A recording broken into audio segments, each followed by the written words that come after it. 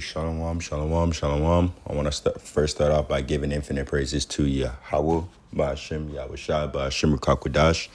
Double honors to my apostle, and elders, a great millstone, and peace and citations to the elect men pushing out this word in truth and sincerity.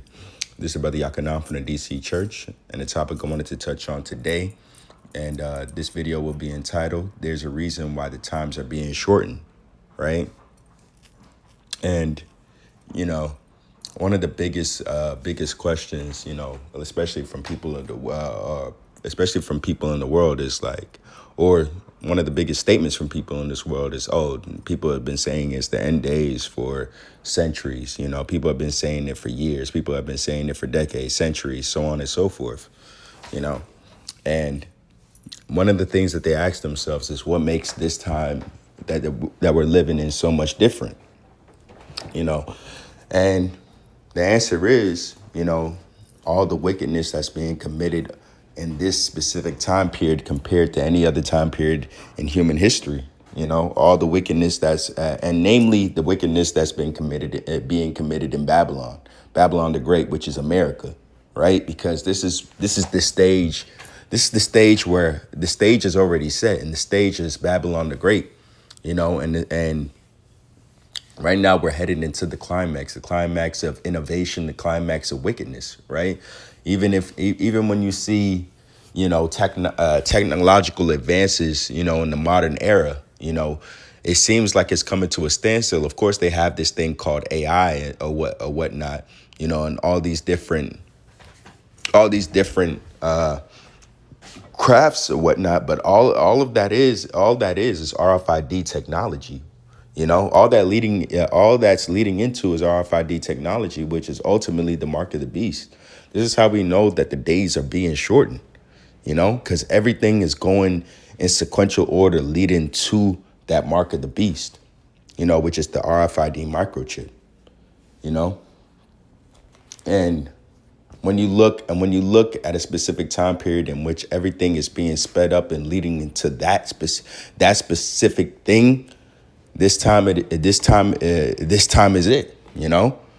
and it matches up with all the wickedness that's being committed in this place, and there is a reason why the time, and all that leads to is, the statement being true that the days are being shortened for a reason. I want to start off by getting Matthew chapter 24, verse 21. For then shall be great tribulation, such as not since the beginning of the world to this time, nor shall ever be. So this time is coming soon, and that's going to be the time of Jacob's trouble, right? That's that tribulation that the whole world is going to feel all throughout the four corners. That great tribulation, the time of Jacob's trouble, and except those days should be shortened. There should no flesh be saved, but for the elect's sake, those days will be shortened because of those times that are going to come. And those times are coming for the simple fact that all the wickedness that has been committed throughout the four corners by our people, and just basically humankind, all the wickedness that's accumulated and reached all the way up into the heavens. That's the reason why Jacob's trouble is going to come around the time of the translation from the wicked kingdom into the righteous, right? And except those days be shortened, then shall no flesh be saved, right? And that goes twofold into the into the lifestyles that a lot of our people are living, right? So except these days are shortened, no flesh shall be saved, because all the wickedness that's being committed from our people, and they put off day to day to repent, and turn back into the Lord, and they pass it on to their the generation after them, and the generation after them, and generation after them. It's going to get to a point to where there shall no flesh be saved, and especially when you add on the times of Jacob's trouble, that it has to come before the translation happens, where our people are going to need as much as faith as possible to be able to get delivered up out of it. No flesh will be saved unless Yahweh Shem Yahushai shorten those times for the and shorten those times for what? The elect's sake. The ones that are calling upon his name, the ones that are doing the things needful for salvation, right? Now, this is 2nd Ezra chapter 16, verse 18. It says, the beginning of sorrows, great mournings, the beginning of famine, great death, the beginning of wars and powers shall stand in fear. The beginning of evil shall I do. These evils shall come. Behold, famine and plague, tribulation and anguish are sent as scourges for amendment. For all these things they shall not turn away from their wickedness, nor be always mindful of the scourges. Behold, victuals shall be good cheap upon the earth, and they shall think themselves to be in good case. And even then shall evils grow upon the earth, sword, famine, and great confusion. For many of them that dwell upon the earth shall perish of famine, and the other that escape that hunger, the sword shall destroy. And that's what's coming to this land. That's what's coming across all the four corners. The plagues that are sent as scourges for amendment. The plagues that are sent from the Lord. To judge the people, starting off with our people, right? Because we're held by the law, statutes, and commandments. And we're held by the law, statutes, and commandments through faith in Yahweh Shem Yahushai. And if you don't have faith in Yahweh Shem Yahushai and don't keep the commandments, then this is what's slided for you, right? But the days are being shortened. The days are being shortened, so this doesn't apply to every single Israelite. Because if the days weren't shortened, if this generation were to pass away, right, and this generation is filled with the most wicked souls that have ever lived, And I remember the Rosh is saying this. Is the souls that are in here, and especially in Babylon the Great.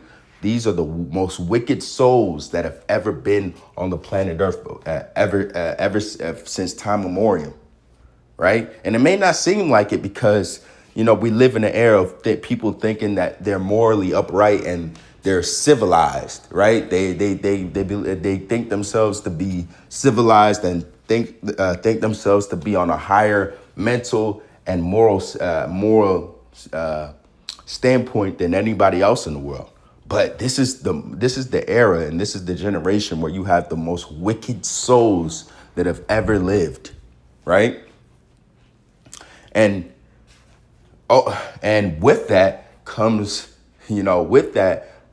an air of, knowing that, hey, this is the generation where all these things are slided to happen. But this is also the generation where the righteous will stand in great boldness against those wicked ones, and this is the last generation where something like that would be able to happen, right? If this generation passes, if the generation living right now, the righteous pass away, hey, then it's over, it's over. It'll just be a mark in history, and anybody that would come after that, the amount of things that they would have to go through to be able to get this knowledge, wisdom, and understanding to the level that they need to be saved. I'm not going to say it's impossible, because everything is possible with Yahweh Shem Yahushai, but it's not ideal. It's not ideal. And it doesn't fit prophecy, right? And to be honest, you can even say it's impossible, because the thing is that everything that's going on right now fits within prophecy. This generation that we're living in right now is when Yahweh Shem Yahushai is going to make his return, and that fits within prophecy, right? So even Yahweh Shem Yahushai knows that this generation living right now is going to be the generation that sees the translation from a wicked rulership into a righteous one. This is going to be the generation where they see the righteous and rulership, where the Israelites are back on top, where the Israelites have a kingdom, and a righteous one at that. And it's gonna be a kingdom that reigns forever and ever, right? And you have to believe that, because that's the only thing that our people ultimately have can have faith in, to in any way have any prosperity in this life. It's through Yahweh Shem Yahweh Shai. No other way. Now I'm gonna continue on. This Amos chapter 8, verse 11, it says, "Behold, the day shall come, saith the Lord God, that I will send a famine in the land, not a famine of bread, nor a thirst of water, but hearing the words of the Lord." And this is why the days are being shortened. The days are being shortened. The days are being shortened, and with those days being shortened, the famine of the world word is going to come at that specific time period when Jacob's trouble does hit. And when Jacob's trouble hits and there's a famine of the word, then there's nothing to wait for. There's nothing. There's no elect that has to be saved up out of that after there's a famine of the word. Of course, the ones that have the spirit, and the ones that are able to receive it at the last hour, that's fine. But those numbers are very, very few, because remember, you only have a remnant of men that are able to teach these things, and are able to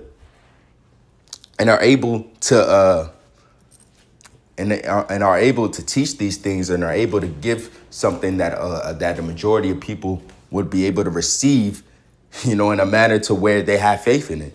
Of course, it's all through Yahweh Shem Yahweh Shai, but there's only a few men that are going to be out there to be able to give you this knowledge, wisdom, and understanding, right?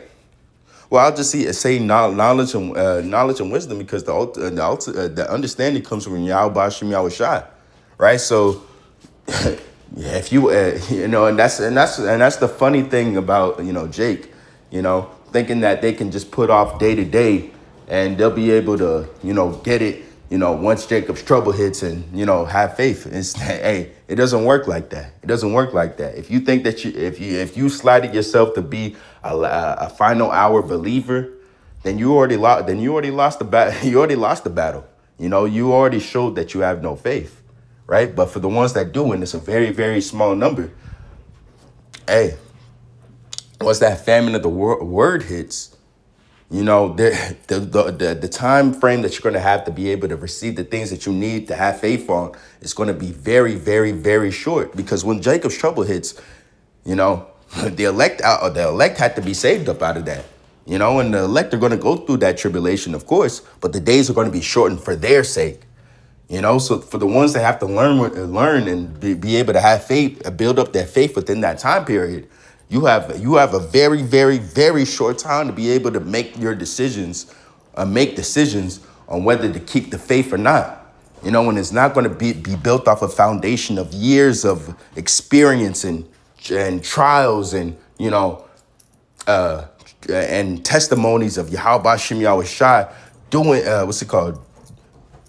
doing things to get you up out of a situation. Of course, you can reflect, but it's not going to be in a moment.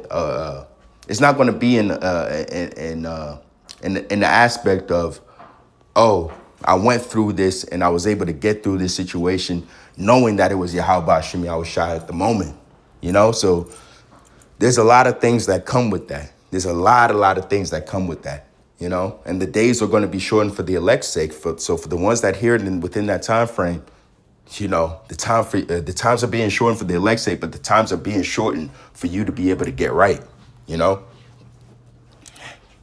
that's why we have to put in the work right now, and give diligence to make our calling and election sure, because that's a sure way to get deliverance. We're giving diligence to making our calling and election sure. And why are we giving diligence to make our calling and election sure? What is the purpose? The purpose is to build faith, because the times that are coming and the times of tribulation that are coming will break the strongest of men's. the strongest of men, warriors, mighty men. The times that, it talks about mighty men, what's it called? Holding their loins. And crying in distress like women. The times that are coming are very, very dark times. And if you don't have the faith in Yahweh Hashem Yahweh Shai, and if you're not giving diligence to make your calling and election sure, you're going to be weak in those times. Those times are meant to break faithless men. And the only way that you can build up your faith to be in any way prepared to withstand the wiles of the devil is to give diligence in building up your faith right now, right? It says, behold, the days, what's it called? This is Zephaniah chapter 1, verse 14. It says, the great day of the Lord is near. It is near. It hasteth greatly. So the day is coming. It's near, and it hasteth greatly. The elect are being sealed every day, and the elect are growing in faith every single day. Even the voice of the day of the Lord, the mighty men shall cry there bitterly. The mighty men, that's what I'm saying. The days that are coming are meant to break strong men. So if you don't have the faith in Yahweh Hashem Yahweh Shai, it's over. It's over for you. That's the only thing that's going to be able to make you keep your integrity is the faith in Yahweh Hashem Yahweh Shai. It can't be of anything else, because anything else doesn't have a solid foundation. Right? The day of wrath, a day of trouble and distress, a day of wasteness and desolation, a day of darkness and gloominess, a day of clouds and thick darkness. The day of the Lord is the day of the Lord is a very, very dark day. It's a day that is going to, it's a day that is going to expose a lot, and a lot gets exposed during, during all these things, through distress, through trouble, through tribulation, ultimately, and the adversity, right? It says a day of the trumpet and alarm against fenced cities and against high towers. And I will bring distress upon men, and they shall walk like blind men, because they have sinned against the Lord, right? And that's the judgment that the Lord has for the men that don't have faith in Him, right? All the distress, all that distress, and they'll walk as blind men. They're not going to know what to do. They're not going to know who to call upon, right? And on top of that, like we got in Amos, there's going to be a famine of the word. So they can't go to your nearest urban city and look and try to find men with garments with fringes on and ask them about what's going on. They're not going to have the answers. So they're going to be walking blindly. They're not going to know what the hell to do, right? And it's because they have sinned against the Lord, and they have turned away His hand when it was stretched forth out, right? Because they have a lot of the if you live in Babylon right now, the Lord has extended His hand forth. Right? He extended His hand forth, and no man regarded. These men that He's speaking of, they didn't regard it. So they'll be walking as blind men, crying there bitterly like women. It says, neither their silver nor gold shall be able to deliver them in that day. So even if they do have, resources like silver and gold, even if they do have riches, none of that is going to be able to save them from the wrath that's coming unto this place. Right? And that wrath is coming very, very soon. The days are being shortened. Right? It says, but the whole land shall be devoured by the fire of His jealousy, for He shall make even a speedy riddance of all them that dwell in the land. And it's going to be done very, very quick. Once the Lord starts to show Himself, the prophecy is going to be popping off like popcorn. Everything is going to be happening very, very, very, very, very, very, very fast. And the only ones that are going to be able to keep up is the ones that were watching and praying, right? And with that, I want to say, call Lord Yahweh Hashem Yahweh Shai. Double honors to my apostle. Know this great millstone and peace of citations to the elect men pushing out this word of truth and sincerity. Till next time, I want to say shalom.